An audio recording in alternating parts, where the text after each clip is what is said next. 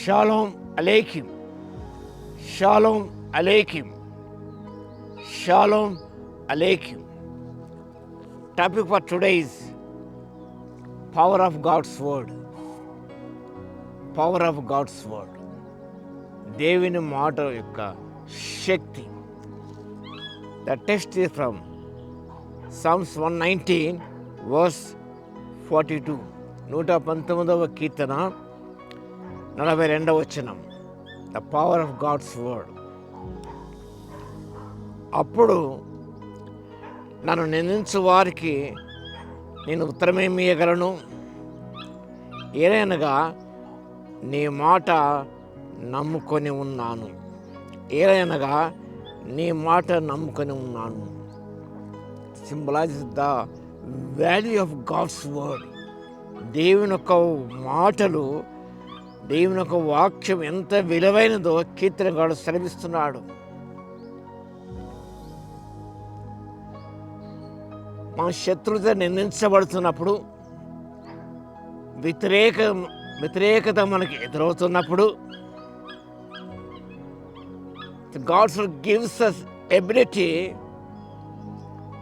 to criticism, విమర్శను ఎదుర్కోవడానికి, ఆ నిందలను భరించడానికి దేవుని మాటలు మనకెంతో శక్తిని మనకిస్తాయి. అందుకంటే కీర్తనకారుడు, for I trust you in your word. It shows the psalmist confidence in the word of God. దేవుని మాట పట్ల కీర్తనకారుడు ఎంత నమ్మకం ఉన్నదో ఈ వాక్యం మనకు ప్రబోధిస్తున్నది. సామెతల గ్రంథం 30వ అధ్యాయం 5వ వచనం ధ్యానం చేస్తే, every word of God is flawless, it is pure.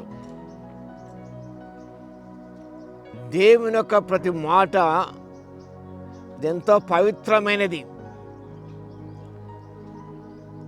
ఇలాంటి నిందలు కూడా ఆస్పదమైనది కాదు.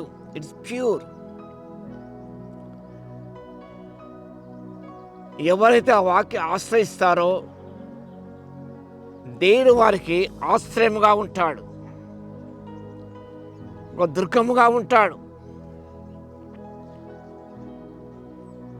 కాబట్టి it's a reminder that one should rely on God's word for confidence and strength.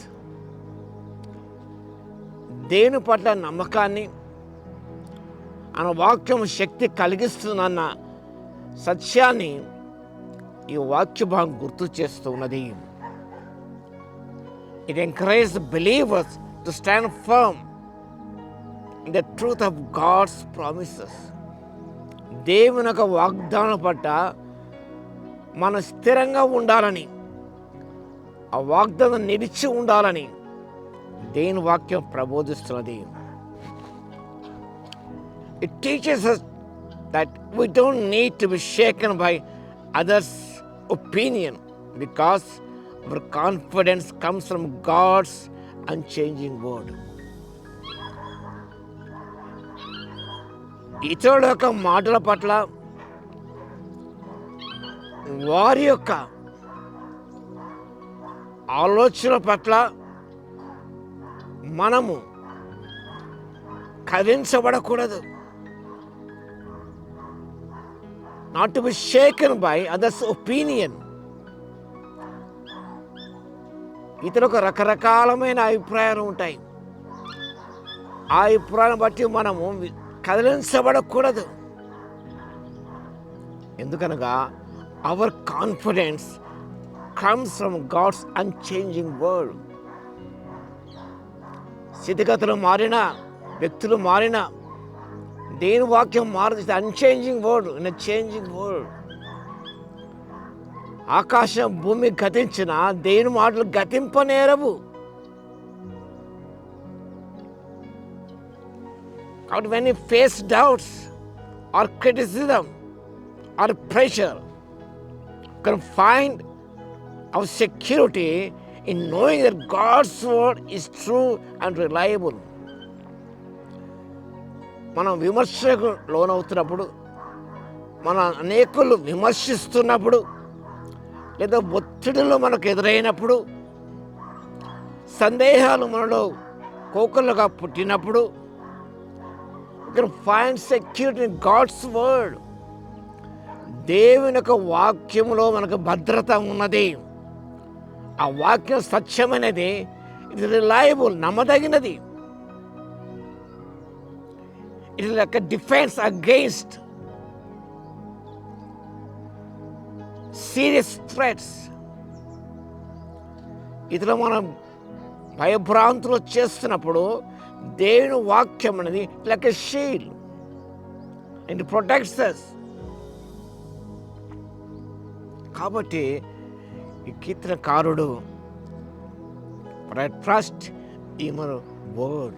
I do trust in God's word. It flawless, it is pure, it is unchangeable. Just stand firm in the word of God.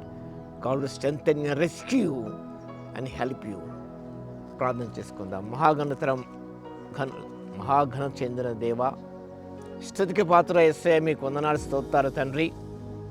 మీ వాక్యం సత్యమైన, నిరంతరము నిలిచేది, అదెంతో పవిత్రమైనది. ఆ వాక్యం నమ్ముకుని ప్రభువా మేము ముందుకు సాగుతాం.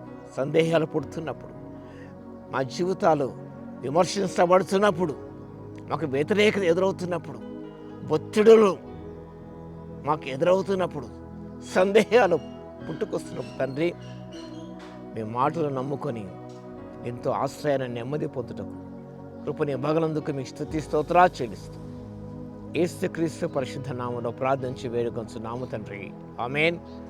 మన తండ్రి అయిన దేవుని యొక్క ప్రేమయు, మన ప్రభువును రక్షకుడైన యేసుక్రీస్తు యొక్క కృపయు, పరిశుద్ధాత్మన కన్యూని సహవాసం మనందరికీ సదాకాలము తోడై ఉండునుగాక. ఆమేన్.